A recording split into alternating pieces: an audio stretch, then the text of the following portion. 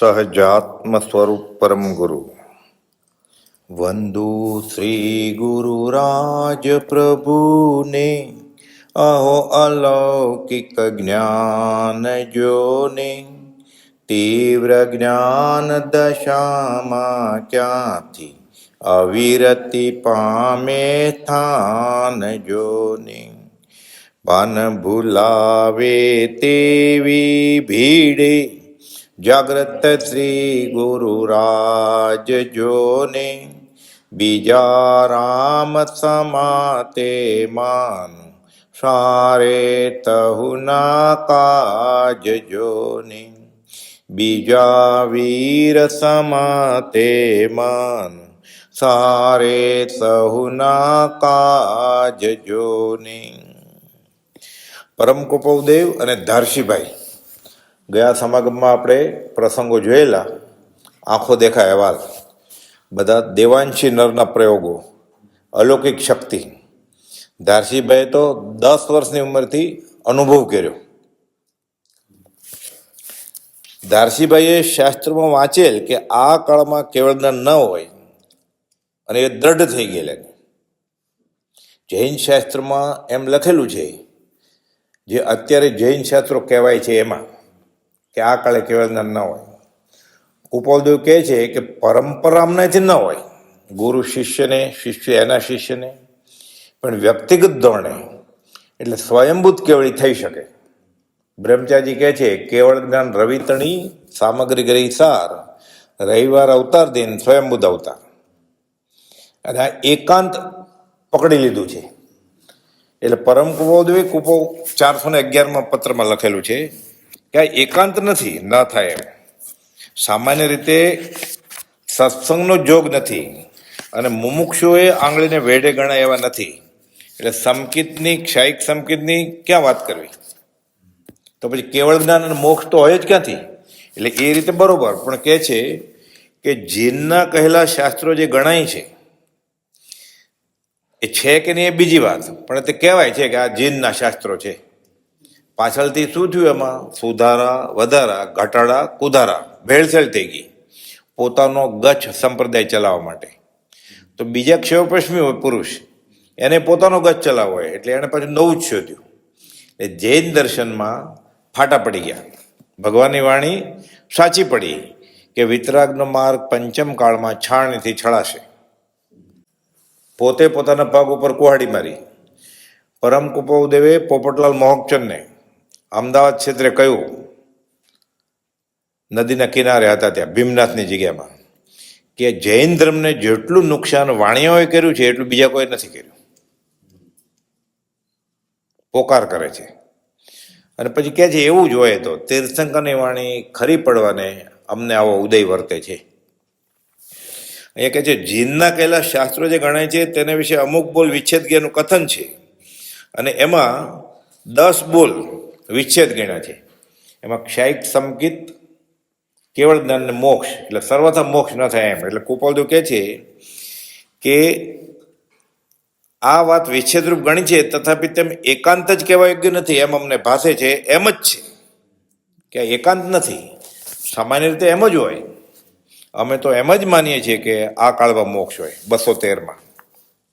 એટલે કુપવદેવને માને છે સેંકડો હજારો લોકો છે, પણ આ કાળમાં મોક્ષ નથી માનતા. એટલે શું? કુપવદેવને માનતા નથી. એણે ક્યાંથી શીખ્યું? આ પોતાનું તો વાંચન છે નહીં કાંઈ. જે કુળમાં એ જન્મ્યો હોય એ કુળમાં એના વડીલો, એના સંબંધીઓ, એના કુસંગીઓ અથવા કુળગુરુ હોય, આ વળગાડી દીધું છે. ત્યાં એ કુળગુરુને માને છે. પછી પાછો ગાય ખરો કે બાકી કુળગુરુ કલ્પના આત્માર્થી નવું જોઈએ, પણ આ વસ્તુમાં કુળગુરુને પકડી રાખે છે એણે. કેમ ગળે ઉતરે? ઘણા લાંબા કાળનો પાસ બેસી ગયો છે. પ્રભુજી ઘસઘસ કર ને પછી નીકળે. તો કે અમારે નીકળી ગયો 7 પેઢીનો બાપદાદાનો ધર્મ, તમારે કે 1 પેઢીનો નથી નીકળતો.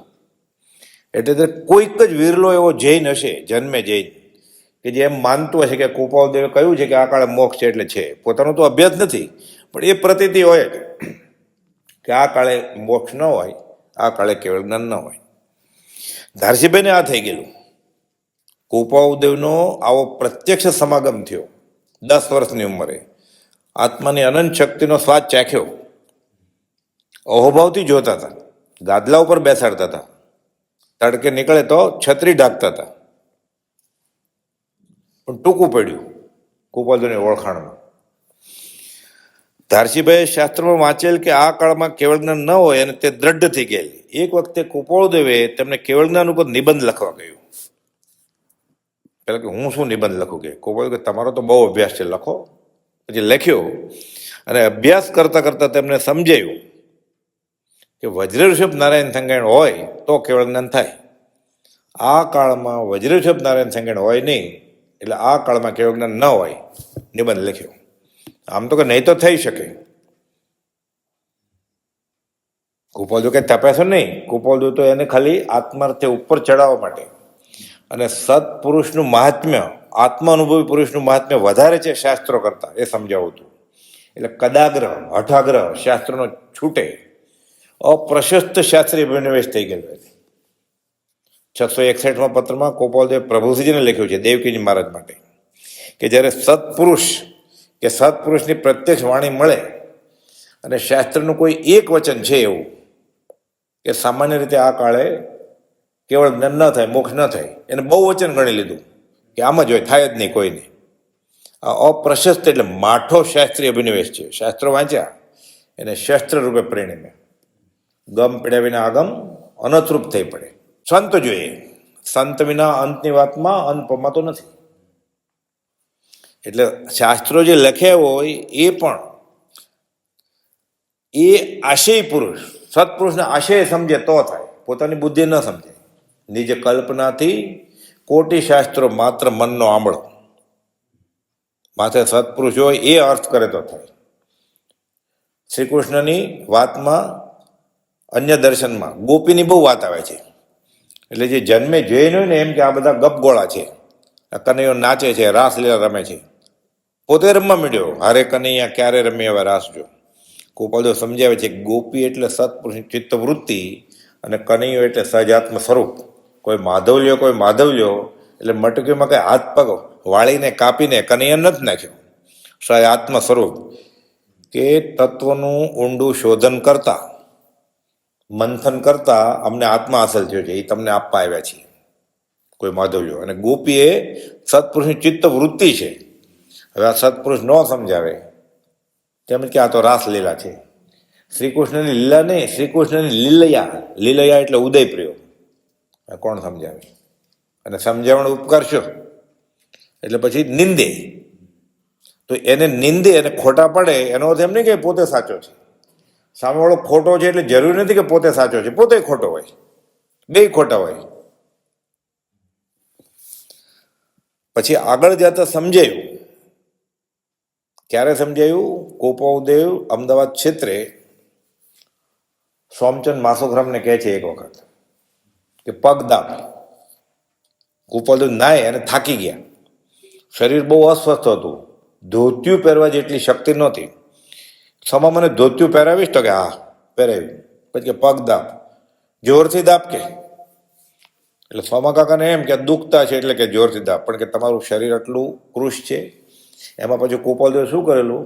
રૂની ગાંસડીનું વજન કરવાનો કાંટો મગાવેલો. એમાં સોમા કાકાને બેસાડ્યા. એટલે જુવાન છોકરો, તંદુરસ્ત. પછી પોતાને બેસવાનું કહ્યું કે મારું વજન કરો. કુપાઉદેવનું વજન 28 કિલો થઈ ગયેલું છેલ્લે, જે ડબલ હતું. 56-58 હતું 47માં. અને પછી પગ દાબવાનું કે એટલે સામાન્ય બધું એમ જ થાય ને કે હાડકું તૂટી જશે. તો કે ઊભો ઊભો દાબ. તું ફિકર નહીં કરશો, આમાં આ વજ્રષભ નારાયણ સંગાણ છે. દારસીભાઈને ખબર પડી કે કુપાઉદેવ એમ કે છે કે અમારું વજ્રષભ નારાયણ સંગાણ છે. પછી કહે છે કે મેં શાસ્ત્ર વાંચ્યા, ફરીવાર કર્મગ્રંથ વાંચે છે, અને પરમ કુપાઉદેવે કહેલું તે પ્રમાણે સમજાણું કે સંગાણ બદલી શકે છે. પહેલા કુપાઉદેવે કહેલું કે એવા યોગી, જોગી, આત્મજ્ઞાની ઉદય પ્રયોગે વિચરતા હોય, ઉદયના કરીને કર્મ પણ ખપાવે અને સંગાણ પણ બદલાવી દે. ત્યારે ગળે નહોતું ઉતર્યું. પછી ફરી કર્મગ્રંથ વાંચ્યો ત્યારે સમજાવ્યું કે સંગાણ બદલાવી શકાય. અને આ વાત પરમ કુપાઉદેવે સોમચંદ માસુગ્રામને કહે એટલે પ્રતિરૂપ થયું. પણ ત્યારે મોડું થઈ ગયું. ધારસીભાઈના ભાયાત ઘેલાભાઈ સંઘવીના દીકરા કાપડના વેપારી હતા અને રેવાશંકર જગજીવનની કંપનીની દુકાનમાં આડત હતા. એક વખત મુંબઈ ખરીદી કર્યા બાદ કપડાની બધી ગાંસડીઓ બંધાવતા હતા અને તેનું ભરત્યું કરવાનું હતું. એટલે ખરીદ કિંમત, વટાવ, વેચાણ કિંમત, કેટલા વાર, કયું કપડું કેટલા મીટર છે, બધા પૈસા આપવાના હોય, એનું કમિશન કાપવાનું હોય. અને પેઢી આડત હતી, કોપાલ તો ભાગીદાર નહોતા એમાં કાંઈ. સાંજનો વખત હતો, રાત્રિ ભોજનનો ત્યાગ હતો આ ભાઈને, એટલે ધારસીભાઈના ભાયાત ગેલાભાઈ સંઘવી એના દીકરાને. અને રાત્રિ ભોજનનો ત્યાગ અને તે જ દિવસે ત્યાંથી નીકળી જવાના હતા. હવે જો જમવા રોકાય તો ટ્રેન વયા જાય, ટ્રેન પકડે તો ભૂખ્યું રહેવું પડે, એટલે મૂંઝાણા. અને હજી આ હિસાબ બધો બાકી છે. જમવા રોકાય તો ભરતિયા લેવા જવાનો ટાઈમ મળી શકે નહીં, આ બધી અગવડ હતી. અને ગાંસડી બંધાવતી વખતે કુપાલ ત્યાં હાજર હતા. ખાલી બધા અલગ અલગ કપડાની, અલગ અલગ માલની ગાંસડીઓ બંધાતી હતી. એટલે કુપાલ તો એમ જ કાંઈ એ ધંધામાં ભાગીદાર નહોતા એના, પણ હાજર હતા. કુપાલદેવે કહ્યું કે જમી લો તમે. એટલે કે હું જમું કેવી રીતે, આ ભરત્યું નહીં ભરાય ને મારી ગાડી હું ચૂકી જઈશ તો શું ખાધા વગર વયા જશો? નક્કી કર્યું કે એમ જ કરું, કાં તો ચોવેર ભાંગવો પડે, તો એવું નથી કરવું. એટલે કુપાલદેવ કહે છે શા માટે મૂંઝાવ છો, ચાલો જમી લો, કે પછી ભરત્યું તૈયાર થઈ જશે. હું બેઠો છું ને, કે જમવા બેઠા. જમીને ઉઠ્યા બાદ કુપાલદેવ બોલ્યા બેસો, કે કાગળ લ્યો. લીધો અને અમે લખાવીએ તે પ્રમાણે ભરત્યું બનાવવા માંડો. કે કુપાલદેવને ક્યાંથી ખબર હોય, એ ખાલી હાજર હતા ને એટલું જ. પણ એની બધી ઇન્દ્રિયો એટલી ઉઘાડ પામેલી કે કાનેથી જોવે અને જીભથી સૂંઘે, સ્પર્શથી દેખે, એક ઇન્દ્રિય બીજા ઇન્દ્રિયનું કામ કરે. એટલે આત્માના બધા પ્રદેશો જે જ્ઞાન આવણી અને દર્શન આવણીથી ઢંકાઈ ગયા એ બધા ખુલ્લી ગયા હતા, આરસી ચોખ્ખી થઈ ગઈ. અને ત્યારે એ બીજું કામ ઊભા હતા, હાજરી હતી, એ પોતાના કામે હાજરી હતી. એટલે આ સ્પષ્ટ ઉઘાડ કુપાલદેવ સમજાવ્યું છે કે આરસી ઉપરનો મેલ જેમ જેમ નીકળતો જાય એમ પ્રતિબિંબ સ્પષ્ટ પડતું જાય. એટલે એક પ્રકારનું અવધાન જ થયું ને. આ શતાવધાન તો કરેલા જ, અને 19 વર્ષ પૂરું થતું છોડી દીધેલા. આ કેટલા અવધાન હમણાં ખબર પડશે. શા માટે મૂંઝાવ છો, ચાલો જમી લ્યો, પછી ભરત્યું થઈ જશે. અને તે જમવા બેઠા. જમીને ઉઠ્યા બાદ કુપાલદેવ બોલ્યા બેસો, એક કાગળ લ્યો અને અમે લખાવીએ તે પ્રમાણે ભરત્યું ભરતા જાઓ. પછી લખવા માંડ્યું. લગભગ 1600 રકમ હતી, અલગ અલગ કપડાની, અલગ અલગ મીટર, અલગ અલગ ભાવ અને વટાવ. 1600 રકમ હતી. દરેક તાકા, એ તાકાના કપડાની જાત, કયા ધણી પાસેથી લીધા, અલગ અલગ વેપારી પાસેથી ખરીદી કરી હોય, કયા વેપારી પાસે કેટલા તાકા લીધા, તેની ખરીદ કિંમત કેટલી, અને તાકા પ્રમાણે ભાવ અને તેનો વાર પ્રમાણે ભાવ. એટલે એક એક વાર 90 સેન્ટીમીટરનો વાર હવે મીટર ચાલે છે. અને તાકાનો ભાવ, વારનો ભાવ, તમામ રકમ કુપાલદેવ બધું એને કહે લખતા જાઓ, આ લખતા જાઓ, આ ગાસડીનો ભાવ લખતા જાઓ. બોલે અમે મોડું થતું હતું એટલે ફટાફટ બધું લખતા ગયા. અને કુપાલદેવ મોઢે બોલતા જાય, હાથમાં પેન નહીં, કાગળ નહીં, પેન્સિલ નહીં. લખાવા બાદ જણાવ્યું હવે જાઓ અને આ ભરતિયા પ્રમાણે મેળવી આવો કે તમે જે કરી આવ્યા છો એ રકમ મળે છે. પોતાનો અલગ આંકડો હોય ને એ ગણાયું હોય અલગ આંકડો હોય તો ટ્રેન ચૂકી જાય. જમી તો લીધું, એટલે કે મેળવો. મેળવતા તમામ રકમો મળી, એમ જ હતું. એટલે શતાવધાનમાં તો 100 અવધાન, આ 1600 અવધાન છે. 1600 રકમ હતી. અલગ કપડું, અલગ વેપારીએ વેચ્યું હોય એ, અલગ કપડાની જાત અને અલગ ભાવ અને અલગ વાર, કેટલા મીટર છે.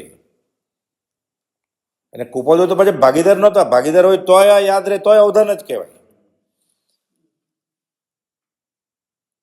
ખાલી હાજર હતા ત્યારે.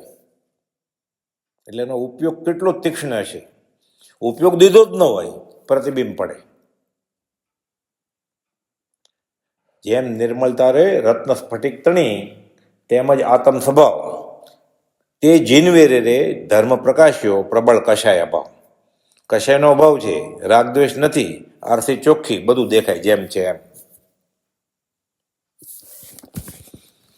ધારસીભાઈ સૌભાગભાઈના સમાધિરોહણ વખતે હાજર હતા. કુપાઉદેવે અંબાલાલભાઈને આજ્ઞા કરેલી કે જાઓ અનુકૂળતા હોય તો, અને ધારસીભાઈ અંબાલાલભાઈની સાથે જાય છે, પણ અંબાલાલભાઈને સૌભાગભાઈ સીધો પત્ર લખેલો કે તારે ટાઈમ હોય તો છેલ્લા દિવસમાં આવી જા, તું આત્મશરીરનો અર્થ કર તો મને આનંદ આવે. સમજાય બધું ગયું છે કે, પણ હજી જીવવાનો છું 2-4 દિવસ, તો શું કરું, આનંદમાં જાય, બીજું કંઈ કરવું નથી. ધારસીભાઈ સૌભાગભાઈના સમાધિ મરણ વખતે હાજર હતા અને છેલ્લે વખતે તેમને પૂછી અંબાલાલભાઈએ સૌભાગભાઈને સ્મરણ મંત્ર યાદ રાખવા સૂચવેલ કે સહજ આત્મ સ્વરૂપ તો યાદ છે ને તમને. સૌભાગભાઈના વિયોગથી સત્સંગમાં મોટી ખોટ પડી. તે બાબતનો પત્ર તેમણે અંબાલાલભાઈને લખેલ. એટલે ધારસીભાઈ અંબાલાલભાઈને પત્ર લખે છે કે આવા ઉચ્ચ કોટીના કુપાલભાઈને ઓળખી જનારનો આપણે વિયોગ થયો છે. આ સત્સંગ સંજીવનીમાં પ્રથમ આવૃત્તિના 160માં પાના ઉપર છે. એટલે ખંભાતથી સુબોધક પુસ્તક શાળાએ સત્સંગ સંજીવની બહાર પાડી છે. એમાં કુપાળુદેવના ઘણા બધા હેરત પમાડે એવા પ્રસંગ નોંધ્યા છે અંબાલાલભાઈ અને બીજા ખંભાતના મુમુક્ષુએ. એમાં કુપાળુદેવની દેહવિલીની દશાના પત્રો પણ ધારસીભાઈ અને નવલચંદ ડોસાએ અંબાલાલભાઈ ઉપર મોકલ્યા છે. કેમ કે ધારસીભાઈ આગલા દિવસ સુધી હાજર હતા, નવલચંદ ડોસા ઠેઠ સુધી હાજર હતા. અને સૌભાગભાઈના સમાધિ મરણ વખતે અંબાલાલભાઈ તો હતા જ, ધારસીભાઈ હતા. એટલે એ અંગેનો પત્ર ધારસીભાઈ અંબાલાલભાઈને લખે છે. એક વખત ધારસીભાઈ કુપાલદેવના દર્શન સમાગમ અર્થે વવાણિયા 1.5 દિવસ રોકાયેલા, ત્યારે કુપાલદેવે તેમની સમક્ષ અંબાલાલભાઈના વૈરાગ્ય અને યાદશક્તિના વખાણ કરેલા. ધારસીભાઈ વવાણિયા ગયેલા એટલે કુપાલદેવ અંબાલાલભાઈને સીધા નથી કહેતા, વખાણ નથી કરતા, પણ એની ગેરહાજરીમાં ધારસીભાઈને કહે છે કે અંબાલાલનો ક્ષયોપશમ જબરો છે, પાત્ર જીવ છે. અને પછી તો ગણધરની ઉપમા આપેલી કે અંબાલાલે ગણધર તુલ્ય કામ કર્યું છે. ધારસીભાઈ પત્ર લખે છે અંબાલાલભાઈને કે અમે 1.5 દિવસ માટે વવાણિયા રોકાયેલા, ત્યારે કુપાલદેવે તમારા વખાણ કરેલા કે તમારી યાદશક્તિ અદ્ભુત છે. કુપાલદેવ પ્રભુસિંહને પણ આ ઈડર ક્ષેત્રે કહેલું 55 5મે દિવસે. અહીંયા આ સિદ્ધશિલા છે ત્યાં જ, કે અમારા પ્રત્યેની ભક્તિ અને ઉત્કૃષ્ટ સંવેગ અને નિર્વેગ, ત્યાગ અને વૈરાગને લઈને અંબાલાલને લબ્ધિ પ્રગટી છે એવી કે અમે કંઈ બોલ્યા હોય એ 5મે દિવસે અક્ષરશ લખી લાવે છે. કુપાલદેવ તપાસે, બધું બરોબર લાગે. ક્યાં પોતે તો રસોઈ કરે છે અંબાલાલભાઈ કુપાલદેવની ઝવેરી શેઠના ઘરે બીજે માળે, અને કુપાલદેવ તો બાજુના બિલ્ડિંગમાં બેઠા છે દૂર, ઓછામાં ઓછું 50 ફૂટ, વધારે છે ઓછું નહીં. ત્યાં બોધ ચાલતો હોય, કુપાલદેવનું તો એમાં ધ્યાન હોય, બોધ આપે. અંબાલાલભાઈ રસોઈ કરવામાં ધ્યાન રાખે કે સાકરની જગ્યાએ મીઠું કે મીઠાની જગ્યાએ સાકર ન નાખી દે. પછી લખે 5મે દિવસે બધું કે તમે આમ બોલ્યા છો. આ જે ઉપદેશ છાયા વચનમૃતમાં છે ને, એ કુપાલદેવ તપાસી અને પછી મંજૂર કરી છે. અંબાલાલભાઈ ઝીલેલો ઉપદેશ છે, એટલે ઉપદેશની છાયા. એ વખાણ કુપાલદેવ અહીંયા કર્યા ઈડર ક્ષેત્રે, કે એને લબ્ધિ પ્રગટી છે અમારા પ્રત્યેની ભક્તિને લીધે.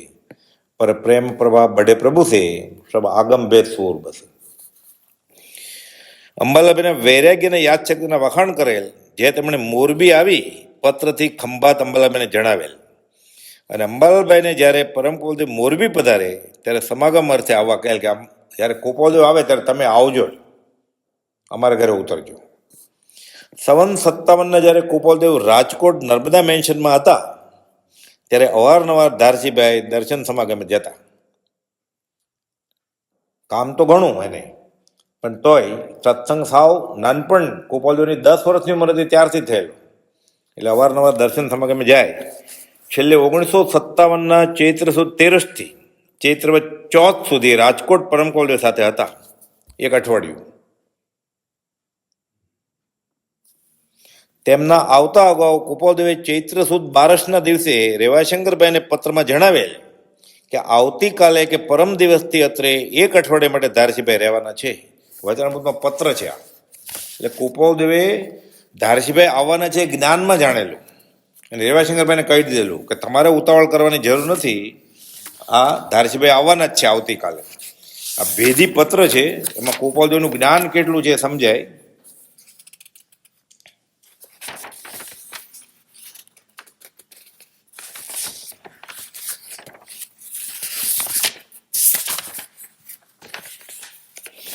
નવસો 55નો પત્ર છે, રાજકોટથી લખે છે. રાજકોટ ચૈત્ર સુદ 11:30 એટલે બારસ હોય ને એટલે ભૂખડી બારસ કહેવાય, એટલે 11:30 લખે, એવો રિવાજ હતો ત્યારે. સોમ 1957 ઓમ, એમાં આ વાત જે આપણે આવીએ, આવતીકાલ એટલે આ 11 દિવસે પત્ર લખ્યો છે, આવતીકાલ કે પરમ દિવસથી અત્રે 1 અઠવાડિયા માટે ધારસીભાઈ રહેવાના છે. એટલે બારસથી અઠવાડિયું ગણીએ તો 12, 13, 14, પછી પૂનમ, એકમ, બીજ, ત્રીજ ને ચોથ, આ અડધી તિથિ છે.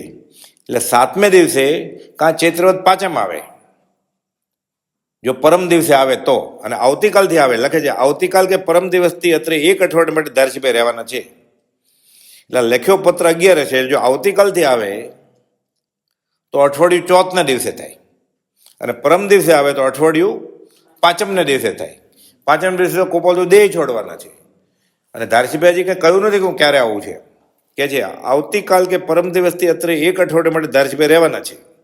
એટલે હાલ તો સહેજે આપનું આગમન ન થાય તો પણ અનુકૂળતા છે. રેવાશંકરભાઈ કે તમે નહીં આવતા. મનસુખ પ્રસંગપાત ગભરાઈ જાય છે અને બીજાને ગભરાવી દે છે કે બહુ સિરિયસ થઈ ગયા છે, તેવી ક્યારેક પ્રકૃતિ પણ હોય છે પાછી, કે એવું હોય પણ છે, એટલે ખરેખર સિરિયસ હોય છે, એમ દેહ છૂટવાની તૈયારી છે. અગત્ય જેવું હશે તો હું આપને બોલાવીશ, હાલ આપે આવવાનું મૂલતવું અને નીચે મને કામ કરે જેવું એ જ વિનંતી. શાંતિ. હવે આનો અર્થ શું છે? હવે ધારસીભાઈની આત્માને વાત કરું, જ્ઞાન કેટલું હતું ગોપાલદેવને. ચૈત્ર સુદ 13 થી ચૈત્રવદ ચોથ સુધી રાજકોટ ગોપાલદેવ સાથે હતા. એટલે 13, 14 ને પૂનમ અને ચોથ, એટલે 1, 2, 3, 4 અઠવાડિયું થયું. ગોપાલદેવે રેવાશંકરમાં લખેલું કે અઠવાડિયું રહેશે. જ્ઞાનમાં ખબર હતી કે 13 આવશે તો અઠવાડિયે વયા જવાના છે. તેમના આવતા અગાઉ ગોપાલદેવે લખી જ નખેલું 955 પત્રમાં. હવે ખાસ કાંઈ અગત્યનું કામ નથી, છતાં ધારસીભાઈ ચોથના દિવસે નીકળી ગયા. એટલે ગોપાલદેવ કહે છે કાંઈ અગત્યનું કામ છે, નહીં તો રોકાઈ જાવ એમ. તો કે ના, હું 2-3 દિવસમાં પાછું આવું જ છું. ગોપાલદેવ ખરેખર અગત્યનું કામ છે? તો કે ના, હું આવું જ છું ને. ગોપાલદેવ કે ભાવી ગયા. પાંચમના દિવસે દેહ છૂટી ગયો. ધારસીભાઈ કેટલા દિવસ રહ્યા? અઠવાડિયું. હવે ગોપાલદેવ શું લખ્યું છે કે આવતીકાલે કે પરમ દિવસે, જો પરમ દિવસે આવ્યો હોત તો ધારસીભાઈ પાંચમ સુધી હોત ને, તોય અઠવાડિયું જ થાત. પછી અઠવાડિયા પછી ત્યાં ગોપાલદેવનો દેહ છૂટી જાય, પછી છઠને દિવસે રહીને શું કરે? એટલે બીજા દિવસે આવે તો અઠવાડિયું જ રહેવાના હતા. એ ગોપાલદેવ જ્ઞાનમાં ખબર હતી, આગળથી લખી નાખ્યું કે ધારસીભાઈ કાલે આવે તોય 7 દિવસ રહેશે, પરમ દિવસે આવે તોય 7 દિવસે રહેશે. કાલે આવ્યા, 7 દિવસ ચોથને દિવસે પૂરા થયા, વયા ગયા. પરમ દિવસે આવ્યો તો પાંચમ દિવસ, તોય અઠવાડિયું થાત. છઠને દિવસે રહીને શું કરે? એટલે ગોપાલદેવને જ્ઞાનમાં ખબર હતી કે ધારસીભાઈનું રહેવાનું ખાલી 7 દિવસ થવાનું છે.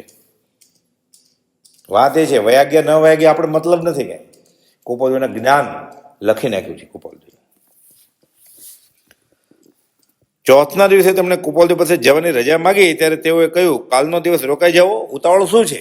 ગોપાલદેવ કહે છે ધારસીભાઈ પેલા 2-4 દિવસમાં હું પાછો આવું જ છું. છેવટે ગોપાલદેવે કહ્યું ઘણું કહેવાનું છે પણ હવે અવસર નથી.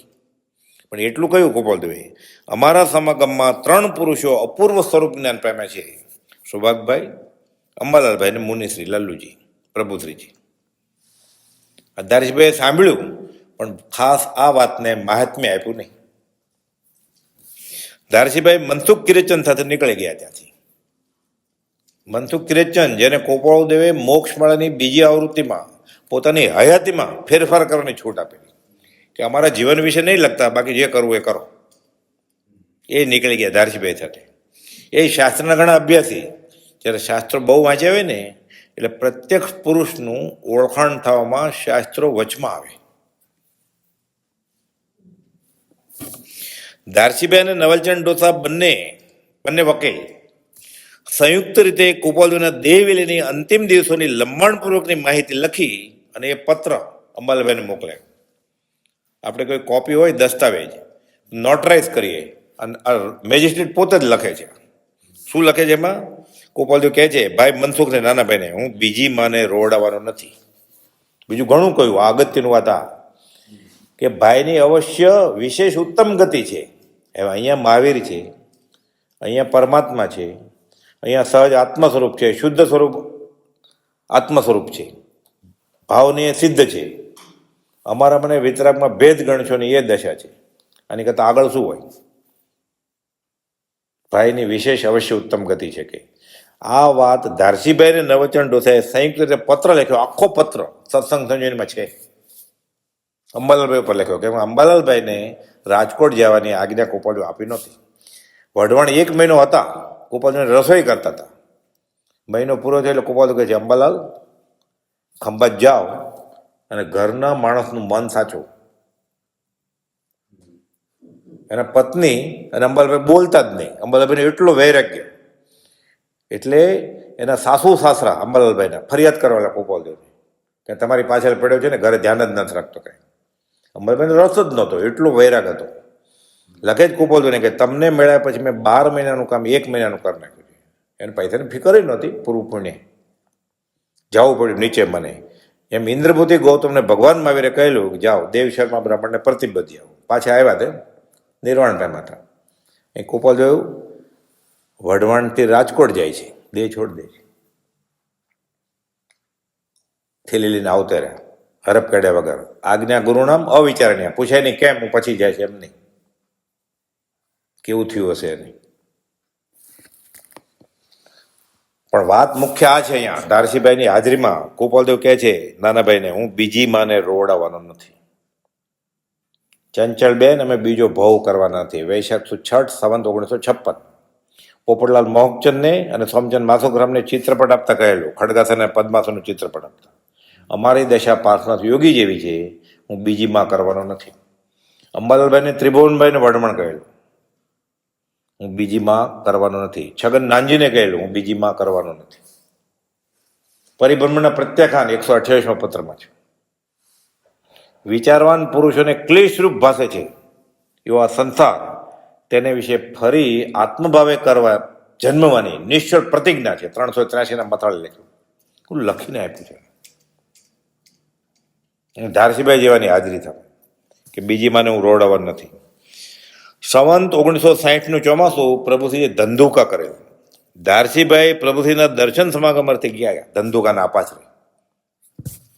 તેમણે એક દિવસ સ્થાનકને મેળે પધારવા પ્રભુસિંહ વિનંતી કરી કે નીચેની ઉપર આવો. પ્રભુસિંહ ભોળા કે ઉપર ગયા. બંને ઉપર ગયા અને ધારસીભાઈ અંદરથી બારણું બંધ કરી દીધું એટલે કોઈ જોઈ ન જાય. અને પછી ધારસીભાઈ વિનમ્રપૂર્વક સાષ્ટાંગ દંડવત પ્રભુસિંહને કર્યા. હજી લોકોથી શરમાતા હતા. શું ખુલાસો કરવો છે કે સંવંત 57માં શ્રીમદજીનો દેહ છૂટતા પહેલા અઠવાડિયા અગાઉ હું રાજકોટ ગયેલો. છેલ્લા 7 દિવસ 14 સુધી દર્શન સમાગમે ગયેલો.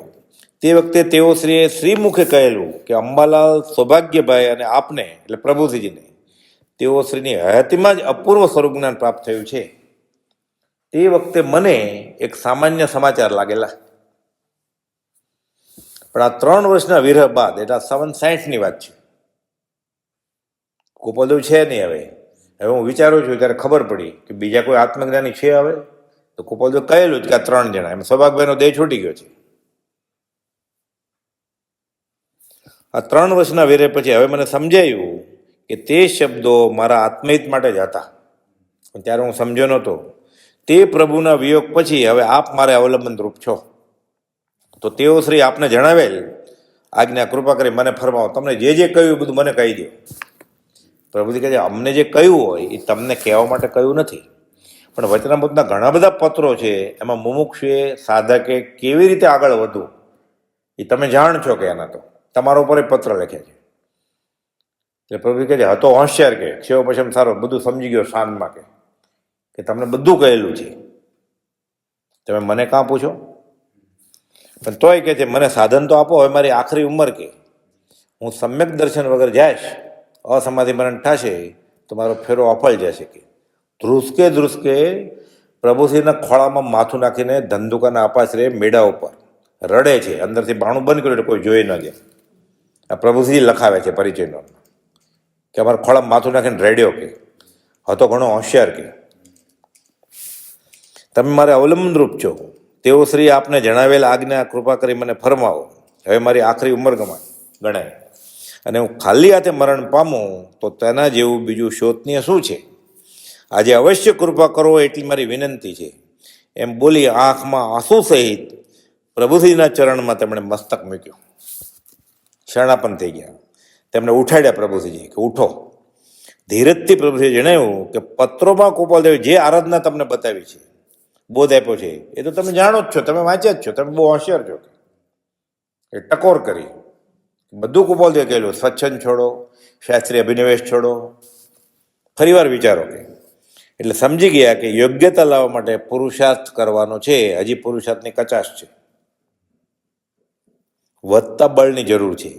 પછી ધીરજ ન રહેવાથી તોય વિશેષ આગ્રહ કરી કંઈ પ્રસાદી આપવા વારંવાર વિનંતી કરી કે મારા ઉપર કૃપા તો કરો, તમે તો કંઈક આપો સાધન. હવે એટલે પ્રભુશ્રીજીએ સ્મરણ મંત્ર સહજાત્મ સ્વરૂપ પરમગુરુ જે કૃપાળુદેવે મુમુક્ષુને જણાવવા આપેલ તે તેમને આપે. કૃપાળુદેવે કહેલું જે કોઈ ભાઈ બહેનને છૂટવું હોય એ સાધન માગે તો સહજાત્મ સ્વરૂપ પરમગુરુ મંત્ર આપજો. ઓછામાં ઓછી 3 માળા કે 5 માળા કે વધુ. એ જ સાધન સહજાત્મ સ્વરૂપ પરમગુરુની માળા પ્રભુશ્રીજીએ ધારસીભાઈને આજ્ઞારૂપે આપ્યું સાધન. ધારસીભાઈ અને પ્રભુશ્રી બંને પાસે નવકાર મંત્ર હતો જ, નમો થોડું લોગસ હતું જ, ભક્તમર હતો જ. તો આ મંત્ર આપ્યો કે આ સાધન લ્યો તમે. તેથી તેમનો આભાર માની આ મંત્રનું ધારસીભાઈ આરાધન કરવા લાગ્યા.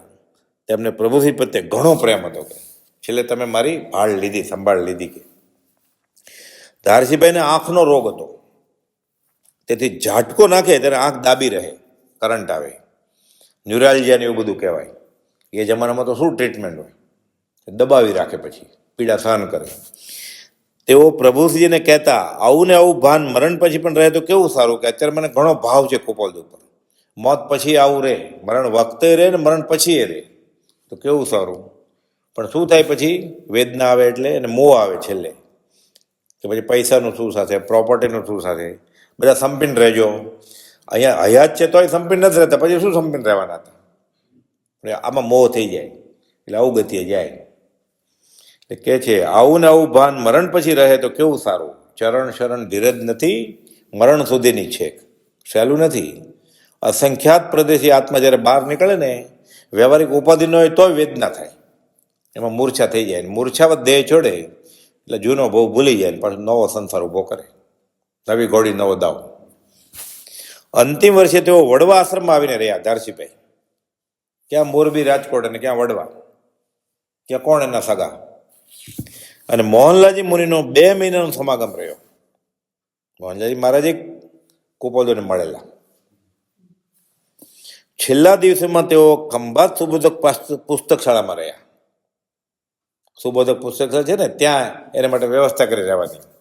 અને 24 કલાક સહજાત્મ સ્વરૂપ પરમગુરુ મંત્રનો જાપ તેમને સંભળાવવાની વ્યવસ્થા રાખવામાં આવી હતી. વારા પછી વારા સતત પ્રભુશ્રીની આજ્ઞા હતી ને 24 કલાક જાપ ચાલુ રાખવાનો, અખંડ. અખંડ દીવો રાખે એમ. અને આ અખંડ જાપ સાથે ધારસીભાઈ દેહ છોડ્યો શાળામાં. છેલ્લા 8 દિવસ નારના રણછોડભાઈ તેમની પાસે હતા, જેણે પ્રભુશ્રીજીના અંતેવાસી તરીકે ઘણો બધો સમય ગાળ્યો છે. પ્રભુશ્રીએ ત્યાં સુધી કહ્યું કે નારના રણછોડભાઈ માટે કે રણછોડ અમારું હૃદય છે. પ્રભુશ્રી સીમડાની ભક્તિમાં ઉછળે, રજોહરણ કમરે નાખીને હે પ્રભુ, હે પ્રભુ, પાટ ઉપરથી ઉછળે ને કેચ કરી લે. પછી પ્રભુશ્રીજી બતાવે ગોમટસર ગ્રંથની કે કેવળી કે તીર્થંકરની વાત આવે, શ્રુત કેવળીની કે ભગવાનની વાત આવે, એટલે પ્રભુશ્રી બતાવે કે આ ભગવાન. રણછોડભાઈ ચાલુ વાંચને સત્સંગમાં પ્રભુ સામે આંગળી કરે કે તમે ભગવાન, મારા ભગવાન તમે. એમ મગન બાપા વાત કરતા ચાલુ સમાગમમાં પ્રભુજી કે આ ભગવાન છે આમ તેમ. એટલે ધારસીભાઈ રણછોડભાઈ આમ કરે કે તમે છો એમ. આ રણછોડભાઈ નારના એ ધારસીભાઈને છેલ્લા દિવસોમાં સત્સંગ સમાગમ વડવા આપે છે. છેલ્લા 8 દિવસ નારના રણછોડભાઈ તેમની પાસે હતા. અને સંવંત 1975ના માક્ષર માસમાં 75 વર્ષની ઉંમરે સુબોધક પુસ્તક શાળામાં ખંભાતમાં સમાધિ મરણના મંત્રના જાપ સાથે સહજાત્મ સ્વરૂપ પરમગુરુના જાપ સાંભળતા સાંભળતા દેહ ત્યાગ કરે છે. આપણે જે ક્ષમાપનાનું પદ છે ને, હે ભગવાન ભૂલી હું ભવસાગરમાં ભટક્યો, 14માં ગવાય છે. એ ધારસીભાઈ કુશલચંદ સંઘવીએ રચેલું છે. ક્ષમાપના ગદ્યમાં છે, હે ભગવાન બહુ ભૂલી ગયો, અને હે ભગવાન હું ભૂલી ભવસાગરમાં ભટક્યો, હે નાથ, એ ધારસીભાઈની રચના છે. તેમનો આ પુરુષાર્થ મોહનલાલજી મહારાજ અને રણછોડભાઈ પણ વખાણતા હતા કે છેલ્લા દિવસોમાં ધારસીભાઈની શ્રદ્ધા ઘણી વધી હતી. પણ શરૂમાં થયું હતું, થોડો સમય છે, વચનામૃત 373 છે, એમાં કુપાવદેવે ધારસીભાઈની તાકીદ કરી છે. એ ધારસીભાઈ કે જેણે 10 વર્ષે કુપાવદેવની દેવાંશી શક્તિનો સ્વાદ લીધેલો, લખે છે અહીંયા 373મો પત્ર, મુંબઈ વૈશાખ 14 બુધ 1948. હજી કુપાવદેવને 24મું વર્ષ પૂરું થયું છે, 25મું ચાલે છે ત્યારે, હજી તો 8 વર્ષ બાકી છે. પણ ધારસીભાઈને શાસ્ત્ર અભિનિવેશ વચમાં આવ્યો. કે છે કે મહાત્માનો દેહ 2 કારણ લઈને વિદ્યમાનપણે વર્તે છે. પ્રારબ્ધ કર્મ ભોગવવાને અર્થે, એટલે અમે જે પૂર્વે બાંધ્યા છે કર્મ એ પૂરા કરવા છે. અજ્ઞાન દશામાં બાંધેલા કર્મ જ્ઞાનીને જ્ઞાન થયા પછી, પૂર્ણ જ્ઞાન થયા પછી ઉદયમાં આવે. છેલ્લા ભાવમાં ચરમ તીર્થપતિ ભગવાન મહાવીરને ખિલ્લા ઠોકાણા, ભરવાડ ખિલ્લા મારે છે. એ બાકી રહી જાય દેવું તો સીધે છેલ્લે કેમ છે? એ તો ઠીક, કેવળ જ્ઞાન થઈ ગયું, ઘાતી કર્મ બધા ગયા. નામ, આયુષ્ય, ગોત્ર ને વેદનીય, અઘાતી બાકી છે, વેદનીય બાકી છે. એટલે ભગવાન મહાવીરને કેવળ જ્ઞાન ત્યાં પછી ગોશાળે તેજો લેશે છોડી, આ અછેરા જેવું છે. વેદની બાકી હતી. આત્મઘાતી અવગુણ નથી વેદના, પણ સહન કરવું પડે. શાસ્ત્રમાં છે 6 મહિના ભગવાન મહાવીરને થલ્લે જાય ત્યારે લોહીને પરવું પડતું.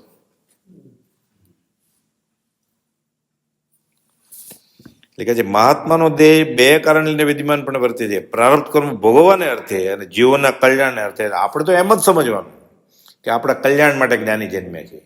એના પ્રારબ્ધ કર્મ, ઉદય કર્મ, નિકાચિત કર્મ એ જાણે. તથાપિ એ બંનેમાં તે ઉદાસપણે ઉદય આવેલી વર્તે છે એમ જાણીએ છીએ. હવે આગળ ખુલાસો કરે છે કે ધ્યાન, તમે ધ્યાન ધરો, જપ કરો, તપ કરો એટલે ભૂખ્યા રહ્યો, આંબેલ કરો, ઉપવાસ કરો, ક્રિયા માત્ર, શાસ્ત્રો વાંચો, તીર્થયાત્રા કરો, દાન કરો, આ બધી ક્રિયાઓનું ફળ શું મળે તમને? અમે જણાવેલું કોઈ વાક્ય જો પરમ ફળનું કારણ ધારતા હો તો, નિશ્ચયપણે ધારતા હો તો, કે તમે ધર્મની કોઈ પણ કરણી કરો, તમે મનમાં એમ વિચાર કરો કે આનું ફળ હોય તો મને પરમ કુપાવદેવના વચન સમજાય, આવું તમને નિશ્ચય હોય, પાછળથી બુદ્ધિ લોક સંજ્ઞા, ના ના દીક્ષા ન લે તો જ્ઞાન ન હોય, આ કાળમાં કેવળ જ્ઞાન મોક્ષ ન હોય, આ તો ગુરુવર્ષ છે, અને ધારસીભાઈની આટલી મોટી ઉંમર છે, આ તો નાના છે, જુવાનને વળગ્યા છે, એવું થતું હોય લોક સંજ્ઞા. શાસ્ત્ર સંજ્ઞા કે શાસ્ત્રમાં આમ લખ્યું છે, અમે એમ કહીએ છીએ, અમે તો એમ જ માનીએ છીએ કે આ કાળે મોક્ષ છે, અને તમે શાસ્ત્રમાં વાંચ્યું કે આ કાળે મોક્ષ નથી, તો ત્યાં તમારી બુદ્ધિ ગઈ. પછી એમ માનવાનું તો કે મારું ફરી ગયું છે, ભ્રાંતિ વડે ગઈ છે એમ ધારતા હો તો, આ વાક્યને ઘણા પ્રકારની ધીરજ વડે વિચારવા ધારતા હો તો તમને પત્ર લખો, નહીં તો પત્ર જ ન લખો. ફરીવાર શું કહે છે? ધ્યાન, જપ, તપ, ક્રિયા માત્ર સર્વ થકી અમે જણાવેલું કોઈ વાક્ય જો પરમ ફળનું કારણ ધારતા હો તો, નિશ્ચયપણે ધારતા હો તો, પાછળથી બુદ્ધિ લોક સંજ્ઞા, શાસ્ત્ર સંજ્ઞા પર ન જતી હોય તો, કે ફાળના ચોપડામાં, લાઇબ્રેરીમાં જે છે એમાં આમ લખ્યું છે, તો એ નથી જાણતા લાઇબ્રેરીના પુસ્તકમાં શું લખ્યું છે. એ તો શાસ્ત્ર પુરુષ છે, શાસ્ત્રો એને તો બનાવ્યા. શાસ્ત્ર મોટા કે શાસ્ત્રોના કરનાર મોટા? દાન મોટું કે દાતા મોટા? લોકો દાનને મોટું ગણે છે અને દાતાને ભૂલી જાય છે, અને અપ્રશસ્ત શાસ્ત્રીય અભિનિવેશ કહેવાય. ધારસીભાઈને કહે છે, ધ્યાન, જપ, તપ, ક્રિયા માત્ર સર્વ થકી અમે જણાવેલું કોઈ વાક્ય જો પરમ ફળનું કારણ ધારતા હતો, નિશ્ચયપણે ધારતા હતો, પાછળથી બુદ્ધિ લોક સંજ્ઞા, શાસ્ત્ર સંજ્ઞા પર ન જતી હોય તો, અને કદાચ જાય, કુપાવદેવ કંઈ કે આ કાળે મુક્તિ હોય, તરત ચોપડો યાદ આવે, બતાવે જ્ઞાનીને, તો તે ભ્રાંતિ વડે ગઈ છે એમ ધારતા હો તો આ વાક્યને ઘણા પ્રકારની ધીરજ વડે વિચારવા ધારતા હો તો લખવાની ઈચ્છા થાય છે, નહીં તો તમને લખવું જ નથી. હજી આથી વિશેષપણે નિશ્ચયને વિશે ધારણા કરવાને લખવું અગત્ય જેવું લાગે છે. હજી તમને વધારે શરત મૂકીએ. તમારા સમ, તમારી માના સમ, તમારા બાપના સમ કે હજી પણ હવે તથાપિ ચિત્ત અવકાશ રૂપે વર્તતું નથી. ઉદય પ્રયોગ પૂરો થઈ ગયો લખવાનો, લેખની બંધ થઈ જાય છે. ને તો હજી વિશેષપણે નિશ્ચયને વિશે ધારણા કરવાને લખવું અગત્ય જેવું લાગે છે. તથાપિ ચિત્ત અવકાશ રૂપે વર્તતું નથી, એટલે જે લખ્યું છે તે પ્રબળપણે માનશો. તો એ ઝારસીભાઈ સમજ્યા નહીં ત્યારે, એટલે પોતાનો કક્કો જે ઘૂંટેલો હતો એ જ રાખ્યો. એટલે ચોથને દિવસે ગોપાલદેવ કહે છે કે રોકાઈ જાઓ, મેને નહીં. પણ પછી અંતર અવલોકનથી ખબર પડી કે મને આ ખુલ્લું કહે છે કે આ 3 જણને અમારાથી અપૂર્વ આત્મજ્ઞાન થયું છે, સૌભાગભાઈ, અંબાલાભાઈ ને પ્રભુશ્રીજીને. તો એ પોતે કેવા હશે? અને સૌભાગભાઈનું સમાધિ મરણ તો ધારીશભાઈ પોતે જોયેલું કે 8 દિવસથી આ દેહને આત્મા બેફાટ અલગ જણાય છે. આ દેહનો ભાગ ને આત્માનો ભાગ. અને સજાત્મ સ્વરૂપ પરમગુરુ સ્વામી એમ કરતા કરતા દેહ છોડે છે. આખું ટોળું ઊભું સગાવાલાનું. લોકો કહે છે એને, ધારસીભાઈને પૂછીને અંબાલાભાઈ કહ્યું કે મંત્ર તો યાદ છે ને? તો મને એ જ હોય, બીજું કાંઈ મારે છે જ નહીં. આ આંખે જોયું છતાં એને હજી ગોપાલદેવ પ્રત્યે એવી શ્રદ્ધા આવી નહીં કે ગોપાલદેવની શ્રદ્ધાથી ગોપાલદેવને માનવાવાળા આ ગતિ પામે છે. આંખો દેખાય એવા. પોતાનો શાસ્ત્રનો અભ્યાસ એટલો બધો હતો એટલે પ્રભુશ્રીને સૌભાગભાઈને ભોળા સમજે ને, પણ એ ભોળાએ કામ કરીને બતાવ્યું. એ પોતે જોવે છે તોય આત્મસાત ન થયું એને. એટલે ગોપાલદેવ આવી શરત મૂકી, તમે જે પણ ધર્મની કરણી કરો એનું ફળ અમારું વચન તમે સમજો એ હોય તો. અત્યારે કોઈ આપણને એમ કે તમે જે કરો છે કરો, આંબેલ કરો, એકાંશના કરો, ઉપવાસ કરો, દાન કરો, તીર્થયાત્રા કરો, સમજશિખર જાઓ, પાલિતાણા જાઓ, ત્યાં જઈને એમ પ્રાર્થના કરો કે હું પાલિતાણાને સમજશિખર એટલે આવ્યો છું કે આનું ફળ હોય તો મને શ્રીમદ રાજચંદ્ર વચનામૃત સમજાય. એવું કોઈ બોલે ત્યાં જઈને? એમ જ કે ને, એ ભગવાન પ્રસન્ન થાવ. કાં તો માનતા કરવા ગયો હોય, કાં તો માનતા કરવા ગયો હોય ને કાં તો માનતા એને ફળી એમ માન્યું હોય, એને પાપનો ઉદય હોય એટલે ગ્રીન કાર્ડ મંજૂર થઈ ગયું હોય. એમ સમજે કે મેં માનતા માનેલી એટલે ફળ્યું હોય, અને પછી પાછું ચાંદીનું છત્ર જરાવા ગયો હોય. સમજશિખર જઈ, પાલિતાણા જઈ, આબુ ગિરનાર જઈ અને કોઈ આમ પ્રાર્થના કરે કે મને વચનામૃત સમજાય એટલે હું આવ્યો છું તમારા દર્શન. તમે ભગવાન છો, અમારા સંપ્રદાયના ભગવાન છો એટલે આવ્યા છીએ. 24માંથી 20 ભગવાન અમારા અહીંયાથી મોક્ષે ગયા છે.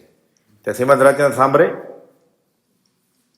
એને મનમાં એમ થાય, કહેવા માટે નહીં, બોલવા માટે નહીં, લખવા માટે નહીં, કે સમજશિખર કરતા, અષ્ટાપદ કરતા, અષ્ટાપદથી ઋષિનાથ ભગવાન મોક્ષે ગયા છે, અને સમજશિખરથી 24માંથી 20 તીર્થનગર મોક્ષે ગયા છે, ગિરનારથી નેમિનાથ ભગવાન મોક્ષે ગયા છે, ભગવાન મહાવીર પાવાપુરી જળ મંદિર અને વાસુપૂજ્ય સ્વામી ચંપાપુરીથી મોક્ષે ગયા છે. એટલે ચંપાપુરી, પાવાપુરી, અષ્ટાપદ, સમજશિખર ને ગિરનાર, આના કરતા વધારે ઈડર ને રાજકોટ મહાત્મ્ય લાગે તો ગોપાલદેવના વચન સમજાય. આ શરત છે. આ શરત હમણાં લીધી, પછી કોઈક લોક સંજ્ઞાને લીધે, ઓક સંજ્ઞાને લીધે, કુળ સંપ્રદાયને લીધે કોઈક એવા મળી ગયા અભ્યાસી તર્ક કરવાવાળા. તમે શું કે ભાલે ભરાણા છો? એ તો ગુરુસ્થ હતા, ઝવેરી હતા. પાછળથી એમ થાય તો ભ્રાંતિ વડે થયું છે. હજી કે આના કરતા વધારે શરત કરવી છે. આ તમારે માનો અંતરંગથી તો તમને પત્ર લખવો છે. એટલે એનો શું? એને માટે વચનામૃત છે.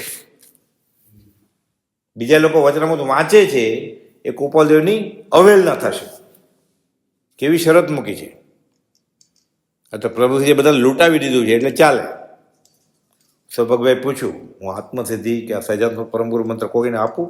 બધો જવાબ જ ના આપ્યો. વડીલ હતા ને, નાય ન પડી, નાય ન પડી.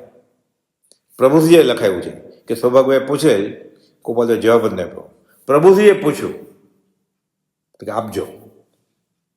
શિર ધર્મ જોખમ ધારીને સદગુરુ કૃપાબળ ફરવે. પોતે જોખમ લીધું કે આના વાતનારા એની મારા ભગવાનની આશાત ન કરશે. ભલે આશાત ન કરે, કોક તો રાજ નામ લેશે કે મારા સ્વામીના વખાણ તો કરશે. એટલે શિર ધર્મ જોખમ ધારીને સદગુરુ કૃપાબળ ફરવે. એને આ માર્ગ નિશંક અનુભવેલો. બ્રહ્મચારીજી પ્રજ્ઞાબોધમાં લખે છે નિર્ગુણ ગુરુ ગીતમાં કે પ્રભુશ્રીજીને કુપોદની શ્રદ્ધા કેવી હતી, જેવી ગૌતમ ગણધરને ભગવાન મહાવીરની હતી એવી. લખે છે આશ્ચર્ય કર આચાર્ય પદવીને દીપાવી ગૌતમે, પોતે ન કેવળ જ્ઞાની પણ શિષ્યો વરે કેવળ ક્રમે. ગુરુ ભક્તિ તો ખરી તેહની જેનું હૃદય વીરમાં રમે. શ્રુત કેવળી પણ શિર પરે ગુરુ આણ ધારે ઉદ્યમે. શું વાત છે અહીંયા? મારા બોધેલા શિષ્યોને કેવળ કરે, મને નહીં. ભગવાન મહાવીરને પૂછે છે ગૌતમ ગણધર, તને ન થાય તો કેમ? તો તને મારા ઉપર રાગ છે એટલે મારે તમે જોઈએ છે, મારે કેવળ જ્ઞાન જોતું નથી. આવી ભક્તિ ગુરુ ગૌતમની ભગવાન મહાવીર પ્રત્યે હતી. આવી ભક્તિ હોય ક્યારે? બ્રહ્મચારી લખે છે કળી કાળમાં પણ સત્ય તેવી ભક્તિ ગુરુની સંભવે. એવો અનુભવ આપતા લઘુરાજ મેં દીઠા હવે. નિશંક માર્ગ બતાવતા જે માર્ગ અનુભવથી જુએ. શિર ધર્મ જોખમ ધારીને સદગુરુ કૃપા બળ ફોરવે. પોતે જોખમ ધારી માથે લઈ જોખમ અને આ બધું આપી દીધું, લોકોને લૂંટાઈ. હવે આ શ્રદ્ધા નહીં આવે કે ચોપડા વચમાં આવશે લાઇબ્રેરીના, એટલે કુપાદીના ગુનામાં તો છે જ, પ્રભુસિંહના ગુનામાં આવશે, જૈન સાધુના ગુનામાં આવશે. પોતે જોખમ ખેડ્યું છે કે એને એવી શ્રદ્ધા. ધારસીભાઈને છેલ્લે થયું કુપાદીનો દેહ વિલય પછી, અને સજાત્મ સ્વરૂપ પરમગુરુના નારા સાથે દેહ છોડ્યો. પ્રભુજી કહેતા શ્રદ્ધા પરમ દુલ્લા. અને બધાને ધારસીભાઈને પ્રભુજી મળ્યા, એમ બધાને થોડા મળે પછી. અને ધારસીભાઈનો તો એવો ક્ષયોપશમ હતો, એટલે વિચારતા છે આપણે વાંચ્યું શું છે, મળે ને મુજમાં રૂપ ગુણ કળા પ્રભા પ્રભુતા, તો પણ માન મુકાય ને અહંકાર ઉભરાય. અને અહંકાર જાય. અને ધર્મની કરણી કરી છે શું? અહમ ભાવથી રહિત નહીં, સ્વધર્મ સંચય નહીં. પોતાનો આત્મધર્મ તો ભેગો કર્યો જ નથી, તો બીજું બધું કર્યું છે. ઉપવાસ એકટાણા, થોડું દાન, થોડી તીર્થયાત્રા, ફેર્યો જ બધે. એટલે કહે છે નથી નિવૃત્તિ નિર્મળપણે અન્ય ધર્મની કાંઈ. આ તીર્થયાત્રા, આંબેલ, ઉપવાસ, દાન કરવું, ડુંગરા ચડવા, આ તો શરીરના ધર્મ છે. આત્મા ક્યાં રખડે? આત્મા તો આત્મામાં જ રહે. આ અન્ય ધર્મનું અભિમાન કરે છે કે મેં આટલું વાંચ્યું, આટલો ભૂખ્યો રહ્યો, લાંગણ કર્યા, પ્રાર્થના છોડીને કમાણો પછી દાનમાં આપ્યા. આ તો અન્ય ધર્મ છે, એનું અભિમાન કરે છે. એટલે શું થાય છે? લયું સ્વરૂપનું વૃત્તિનું ગ્રહ્યું વ્રત અભિમાન. ગ્રહે નહીં પરમાત્માને લેવા લૌકિકમાં. એ લૌકિકમાં છોડો તો તમને લખવું છે. એટલે આ છોડો તો તમારા માટે વચનામૃત છે કે નહીં તો નથી, આપણે એમ સમજવાનું. આ ધારસીભાઈ અને કુપોદના પ્રસંગથી કુપોદની દશા આપણને ખબર પડે. અને આટલું બધું શાસ્ત્રનું વાંચન હોય, આટલો બધો ક્ષયોપશમ હોય, પણ સાચી ભક્તિ ન હોય તો બધું લેખે લાગે નહીં. આ બોધ છે આમાં, આ પ્રસંગોથી. જયકાર શ્રી ગુરુદેવનો જન જગત માહી ગજાવજો. શુભ ભક્તના જે ધર્મ તે અતિ પ્રેમ સાથ બજાવજો. ગુરુ ધર્મ ધારક કર્મ વારક ધ્યાનમાં નિત્ય ધરું. સહજાત્મ રૂપી સેવ્ય ગુરુને વંદના વિધિએ કરું. ધ્યાન ધરવું છે. પ્રભુશ્રીજીને કોઈ પૂછ્યું ધ્યાન કરવું છે, પ્રભુ કે ધ્યાન કરવું છે, ધ્યાન મન કરવું નહીં. બોલો કે ના કયો ને, તો કરવું છે. કુપાલદેવનું ધ્યાન કરો. કુપાલદેવ સહજ આત્મા સ્વરૂપ છે, એને રૂપાતીત આત્માનું ધ્યાન કરવું જ ને. તો આને ક્યાં દેહ છે, અશરીર ભાવે જીવે છે. એટલે ધ્યાન કુપાલદેવનું કરો, એ ઓળખાઈ જશે તો તને તારો આત્મા હાંસલ થશે. આ બોધ છે. સહજાત્મ સ્વરૂપ પરમ ગુરુ.